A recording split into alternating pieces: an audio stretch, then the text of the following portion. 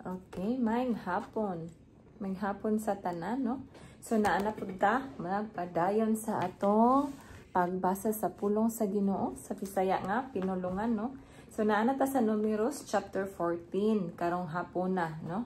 So glory to God. Okay, so mao kini ang chapter, no, nga nagmulo ang mga Israelita. Okay, so atong hibaluan kung unsa ilang gimulo sa Ginoo.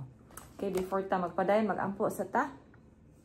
Dalaygon og mahimayaon na mga Dios. Salamat Lord nining kahigayunan nga imong gihatag kanamo o God. Salamat Lord sa lahi na sa mga adlaw nga imo kaming gitagaan og panalangin Ginoo nga makamata, no? Madungagan ang adlaw sa among kinabuhi diri sa kalibutan, Lord. And thank you Ginoo bisan pa karon sa among pagbasa o God sa imong mga pulong. I pray Lord nga ang imong balang espiritu Ginoo magatabang kanamo Lord nga among masabtan ang imong pulong Ginoo. I pray nga ang imong Holy Spirit Ginoo magatudlo kanamo karon. Lord, amo kining itugyan og isalig diha kanimo o God. Lord, sasiha mo sa kasing-kasing og hunahuna Ginoo. And Lord, I pray nga kung aduna may mga sala sa sulod sa mong kasing-kasing og hunahuna, Lord, pasaylo kami. Hugasi kami Ginoo pinagi sa imong hamili nga dugo. So salamat Lord, dalaygon ikaw. Ikaw mong ginaimbitahan karon pinagi sa ngalan ni Jesus. Amen o amen. Okay, so praise God. So, naanata sa 14, no? Sa chapter 14 sa Numeros.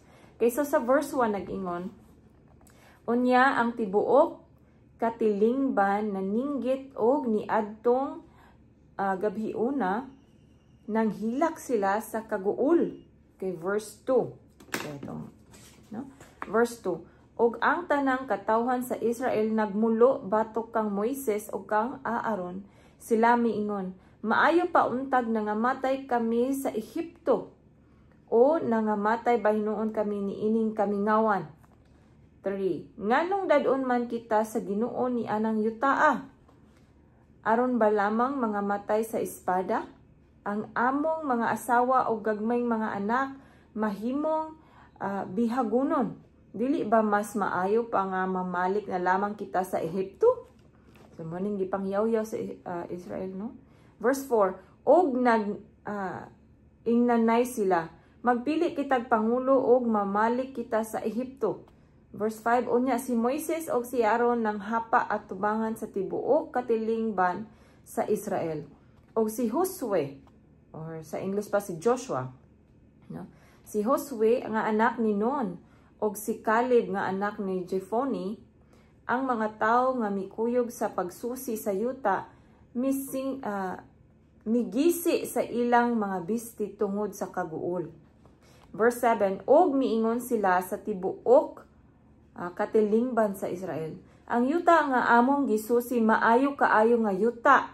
Okay, verse 8, kon nahimuot kanato ang Ginoo dadon kita niya ni adtong yuta nga tabunok kaayo og itugyan niya kini kanato, no? So si Caleb og si Josue lang, no, ang adunay kana bang pagtuo sa Ginoo nga kanang ingon siya kon nahimuot kanato ang Ginoo dadon kita niya ni adtong yuta nga tabunok kaayo og itugyan niya kini kanato. Di ba katong napulo nag-ingon nga ang maong yuta dili maayo tamnan, no? Ilahang naghimo sila bakak para di sila makadto kay nahadlok sila sa mga tao nga naa didto nga dagko pa nila. Apan si Josue ug si Caleb ang kamatuoran ilang giingon. Okay, verse 9. Ayaw lamang kamo pagsukol sa Ginoo ug ayaw kahadlok sa katawhan sa maong yuta.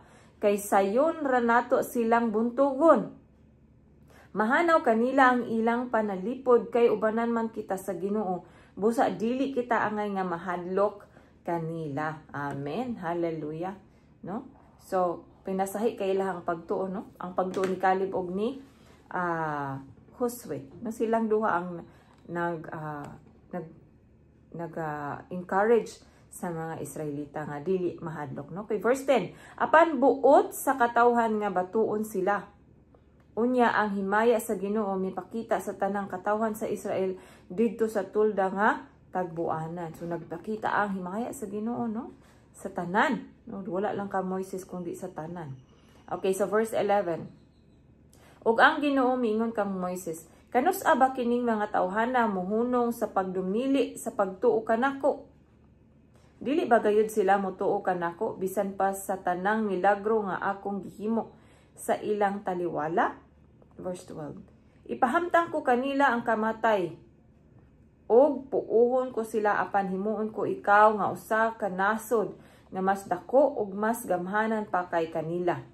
Verse 13. Apan si Moises miingon sa Ginoo, unya unsa may ikasulti sa mga Ehiptohanon kung makabalita sila niini nga gikuha mo man sila gikan sa ilang taliwala? Ug unsa may mahitabo kung gusuginlan nila ang mga molupyo niining yutaa? Nakabalita sila nga ikaw o Ginoo anaaman sa taliwala sa imong katawhan kay ikaw o Ginoo makita man gayod nila ang imong panganod mupundo sa ibabaw nila ug maguna ka kanila pinaagi sa panganod panahon sa adlaw ug sa kalayo panahon sa kagabhion. Verse 15.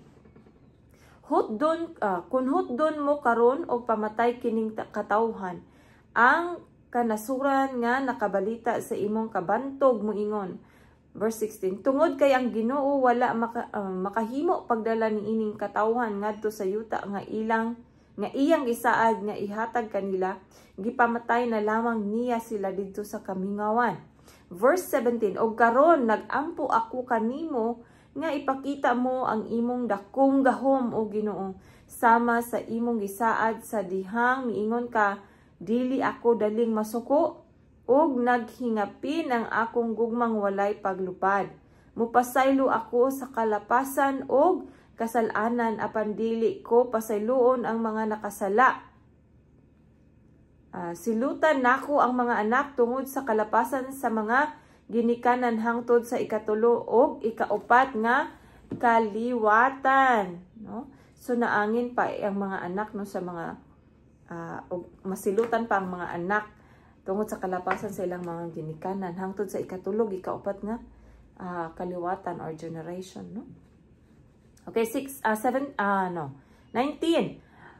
Pasaylua ang kasalanan niining katawhan, nangaliw po ako kanimo sumala sa kadakon sa imong gugmang walay paglubad ug sama sa imong pagpasaylo niining maong katawhan sukad pa sa Ehipto hangtod karon. 20. Unya ang Ginoo miingon, gipasaylo ko sila sumala sa imong gihangyo, no? So sa gihangyo ni Moises, gipasaylo sa Ginoo tong mga tao, mga Israelita nga nagmulo, no? Kay 21. Apan sa pagkatinuod tungod kay buhi ako og ang tibuok kalibutan na puno man sa akong himaya. 22. Walay mahibiling buhi niining mga tawhana og masulod ni adtong yutaa. Nakakita sila sa akong himaya og sa mga milagro nga akong gihimo dito sa Ehipto og sa kamingawan apan gisulayan gihapon nila ako sa ikanapulo na kahigayon og wala sila mamati sa akong tingog. 23. Walay usa kanila nga makakita sa yuta nga gisaad ko nga ihatag sa ilang katigulangan. Wala gayud kanila nga nagsalikway kanako ang makasulod niini. Okay, 24. Apan ang akong alagad nga si Caleb, dadon ko sa yuta nga iyang giadtuan og makapanag-iya niini ang iyang mga kaliwat tungod kay nagbaton man siyag lahi nga espiritu og misunod kanako sa hingpit. Amen. Amen. So, si Caleb lang ang gingon sa Ginoo, no? Nga apan ang akong alagad nga si Caleb dadon ko sa yuta nga iyang giadtuan og makapanag-iya niini ang iyang mga kaliwat tungod kay nagbaton man siyag lahi nga espiritu og misunod kanako sa hingpit. So si Caleb adunay lahing espiritu no nga masinugtanon sa Ginoo. 25. Tungod kay ang mga Amalekanhon ug ang mga Kanaanhon anaaman magpuyo sa mga walog, balik kamo ugma ngadto sa kamingawan paingon sa dagat sa Akaba. Okay, so mubalik sila, no? imbis nga paabot na sila, gipabalik sila sa Ginoo. Okay, 26, no? Mo kini ang gisilutan sa Ginoo ang katawhan tungod sa ilang pagmulo. Okay, 26, ang Ginoo miingon kang Moises ug kang Aaron, kanos aba muhunong pagbagulbol batok kanako kining dautan nga katawhan. Nabati ko ang mga mulo sa mga Israelita batok kanako. 28, sultihi sila nga nag-ingon si Yahweh, ingon nga ako buhi. Ipanumpa ko nga buhaton ko kaninyo ang inyong gipangayo. 29. Ang inyong patayng lawas mahibilin dinhi sa kamingawan. Ang matag usa kaninyo nga nagpanuigon og 20 ka tuig og pataas nga nagbagbulbol batok kanako dili makasulod ni adtong yutaa. Verse 30. Walay usa kanila nga makaadto sa yuta nga gisaad ko nga papuy-an gawas kang Caleb nga anak ni Jephunneh ug kang Josue nga anak ni Nun. 31. Apan maoy paadtuon ko ang inyong gagmayng mga anak nga giingon ninyo nga mahimong bihagunon og sila'y makapahimulos sa yuta nga inyong gitamay. 32. Apan kamo ang inyong patayng lawas mahibilin sa kamingawan og ang inyong mga anak mahimong magbalantay sa karnero dinhi sa kamingawan sulod sa 40 ka tuig og mag-anto sila tungod sa inyong pagkawalay pagtuo hangtod nga ang katapusan kaninyong mamatay dinhi sa kamingawan. 34. Sumala sa gidugayon sa inyong pagpangispiya ni adtong yutaa nga 40 ka adlaw. 40 usab ka tuig ang pag-antos or ang 40 usab ka tuig nga mag-antos kamo sa inyong kasalanan. Hallelujah. Sa ato pa usa ka tuig alang sa matag adlaw ug sa ingon masayran ninyo unsay kahulugan kun ako batok kaninyo. 35. Ako ang Ginoo maoy nagsulti niini. Sa walay duha-duha buhaton ko kini niining dautan nga katawhan nga nagatigom batok kanako. Matapos sila dinhi sa kamingawan ug dinhi sila mamatay. 36. Ang mga tawo nga gisugo ni Moises aron pagsusi sa yuta mibalik og nagdalag bakak nga taho bahin sa yuta nga maoy nakaaghat sa katawhan sa pagbagulbol. 37. Kadtong mga tawhana nga nagdala og dautan nga balita bahin sa yuta nangamatay atubangan sa Ginoo pinaagi sa sakit. 38. Apan sa mga miadto aron pagsusi sa yuta si Josue og si Caleb ra ang wala mamatay. Kay 39 ang pagsulong nga napakyas. Okay, so 39. Gisugilo ni Moises kining maong balita ngadto sa tanang Israelita og nagbasol sila pag-ayo sa ilang gihimo. 40. Og sayo sa buntag namangon sila og nanungas sa kabungturan. Mingon sila, ania kami dinhi andam sa pag-adto sa dapit nga gisaad sa Ginoo. Maamong giila nga nakasala kami. 41. Apan si Moises miingon, nganong gilapas naman usab ninyo karon ang sugo sa Ginoo? Dili gayud kamo mulampos. 42. Ayaw kamo pagsulong kay pildihon gayud kamo sa inyong mga kaaway kay dili man kamo ubanan sa Ginoo. 43. Kay didto ang mga Amerikanhon ug ang mga Kanaanhon makig-away kaninyo ug mga matay kamo sa ilang espada kay wala naman kamo mosunod sa Ginoo. Busa ang Ginoo dili muuban kaninyo. 44. Apan nangahas gayud sila pagtungas sa kabungturan bisan pa kun ang sudlanan nga gibutangan sa kasabutan wala kanila og si Moises wala usab muuban kanila. 45. Og nang lugsong ang mga Amerikanhon og ang mga Kanaanhon nga nagpuyo sa kabungturan og gipildi nila ang mga Israelita og gigukod hangtod sa Horma. Hallelujah. So mao kadto ang chapter 14, no? Okay, so padayon na to ang chapter 15. Ang chapter 15 sa libro sa Numeros, naghisgot kinig mga balaod bahin sa mga halad. Okay. So verse 1, ang Ginoo miingon kang Moises, sultihi ang mga Israelita nga inigabot ninyo sa yuta nga inyong puy-an nga ihatag ko kaninyo, maghalad kamo alang sa Ginoo ug halad nga sunugon gikan sa inyong kahayupan. Okay. Himuon kini ingon nga usa kapagtuman sa usa ka panaad o kinabubuton nga halad o halad sa panahon sa mga kasaulugan. Okay. Himua kini ingon nga makapahimuot nga kahumot alang sa Ginoo. Verse 4, og ang magdalag halad kinahanglang maghalad usab ngadto sa Ginoo og halad nga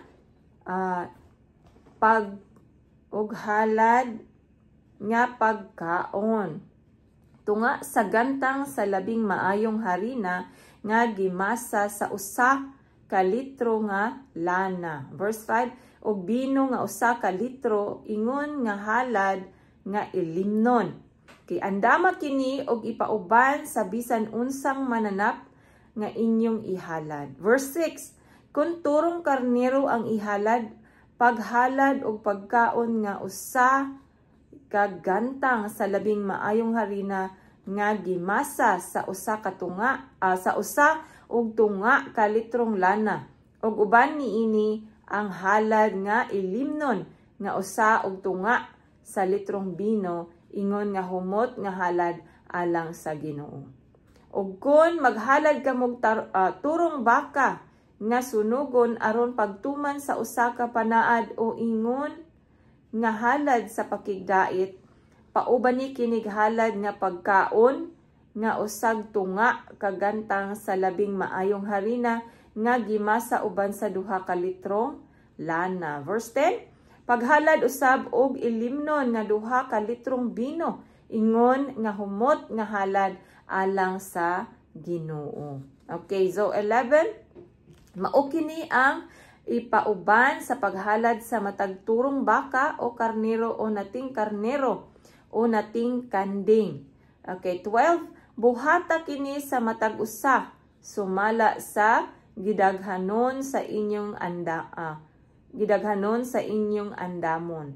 Okay, 13, ang tanang lumad nga lumulupyo kinahanglang magbuhat niining mga butanga sumala niining paagiha diha sa ilang paghalad og halad nga sunugonon aron paghatag og kahumot nga makapahimuot sa Ginoo. Verse 14, og kun may usa ka langyaw nga nagpuyo uban kaninyo og buot silang muhalad og halad nga sunugon aron paghatag og kahumot nga makapahimuot sa Ginoo, kinahanglang musunod siya sa inyong buhaton. Verse 15, maurang mga lagdaa ang tumanon ninyo og sa langyaw nga pagpuyo uban kaninyo. No, maurang mga lagdaa ang tumanon ninyo og sa langyaw nga magpuyo uban kaninyo. Mga lagda kini nga walay katapusan alang sa tanan ninyong kaliwatan, kay ang usa kalangyaw sama ra kaninyo sa atubangan sa Ginoo. Verse 16, ang maong balaod ug tulumanon kinahanglang tumanon ninyo sa mga langyaw nga mutipon kaninyo pagpuyo. Okay, verse 17. Okay, ang unang mga abot, no? Ang Ginoo miingon kang Moises, sultihi ang mga Israelita inigabot ninyo sa yuta diin adto ko kamo dada. Verse 19. Pagdala kamog halad ngadto sa Ginoo, inigabot or inigkaon ninyo sa abot sa maong yuta. Okay. So 20, sa una ninyong minasang harina ihalad ang unang pan. Ingon nga usa ka halad gikan sa giukanan. 21, sa una ninyong minasa paghatag ngadto sa Ginoo og usa ka halad. Ingon niini ang buhaton sa tanang kaliwat. Kay 22, apan pananglit adunay dili makatuman niining kasuguan nga gihatag sa Ginoo kang Moises aron tumanon gayud karon og sa umaabot nga mga kaliwatan ug kun dili tinuyo ang wala pagtuman niini tungod sa pagpasagad sa katawhan, ang buhaton nila mao ang paghalad og usa ka turong baka ingon nga halad sinunog nga maghatag og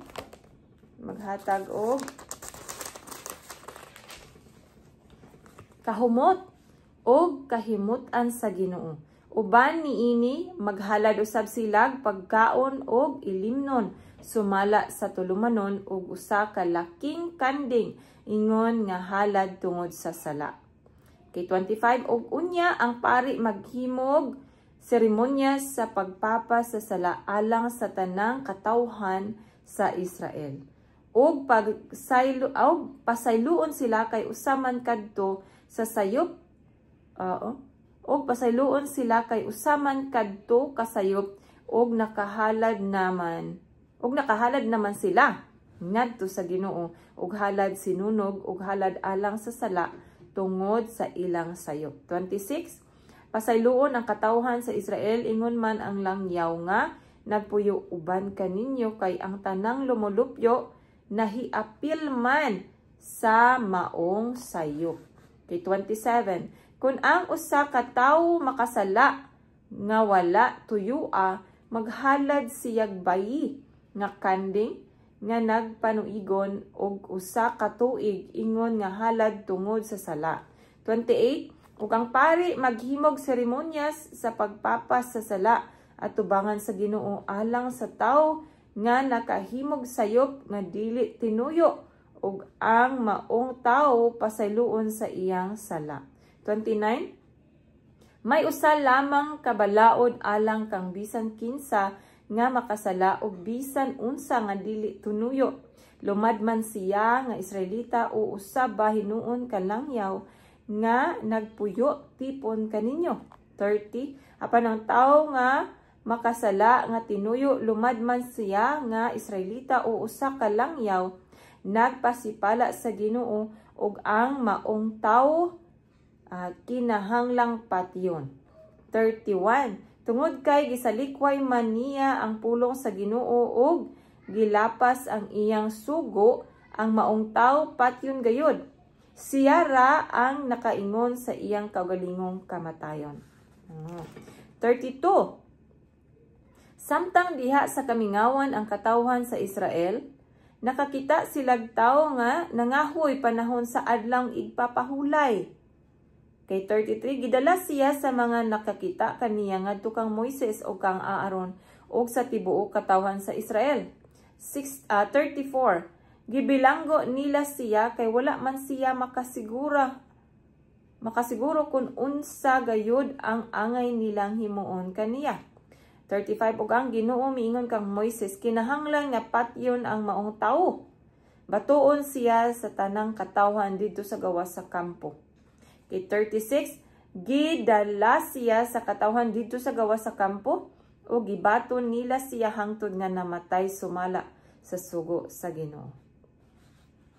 Kaya remember, ang bayad sa sala kamatayon, mo jud na ang bayad sa sala igsuon, no? Giingon yun na sa Roma 6:23. Ang bayad sa sala kamatayon. O kung unsa ang diri sa Old Testament mao po nang sa New Testament. Pero ang bayad sa atong sala kamatayon man, no? Dili na kita ang batuon aron mamatay. Kay giluwas na ta ni Kristo Jesus. Si Kristo ang namatay para kanimo kanako, di ba? No?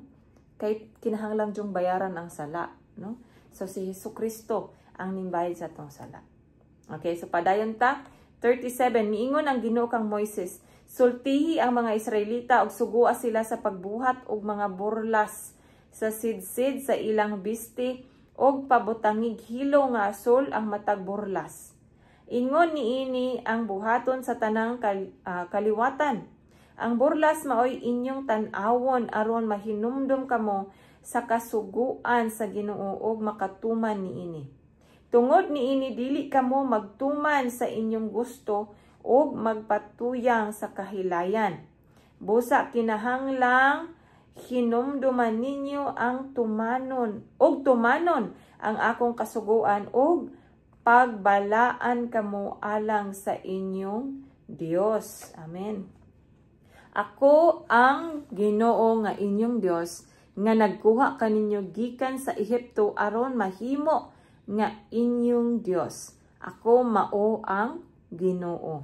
Amen. So mao kadto ang chapter 15 igsoon. So karong adlaw na human nato ang chapter 14 og 15. So salamat kay igsoon nga hangtod karon na gihapon kadiha, no? Dalaygon ang Dios sa walay katapusan. Okay, hinumduman nato igsoon nga ang atong Ginoo nga gialagaran maupod ang Ginoo ni Abraham. Una ni ang Ginoo ni Abraham, ang Ginoo ni Isaac, ang Ginoo ni Jacob, ang Ginoo ni Joseph, no? Unya ang Ginoo ni Moises. So nanata karon sa ikalima nga biblical mga characters, no, from gikan kang Abraham, nanata karon kang Moses. Una kang Abraham, Isaac, Jacob. Katong Isaac iyang 12 ka mga anak, si Jacob. Si Isaac niya, si Jacob iyang anak no si Ishmael, niya si Jacob adunay 12 ka anak ug niya ang ika-11 mao si Joseph, no? Si Joseph unya sa pagkamatay na ni Joseph, si Moises ang gipili sa Ginoo nga maoy mahimong leader sa mga Israelita para iyang kwaon ang mga Israelita dito sa Ehipto, dalon dito sa yuta nga gisaad sa Ginoo, no? Mao nga ang Kanaan. Tabunok nga yuta, no? So salamat kay igsoon, dalaygon ang Dios sa walay katapusan. Hangtod sa sunod nga higayon magkita na sab kita. Salamat kaayo, dalaygon ang Dios.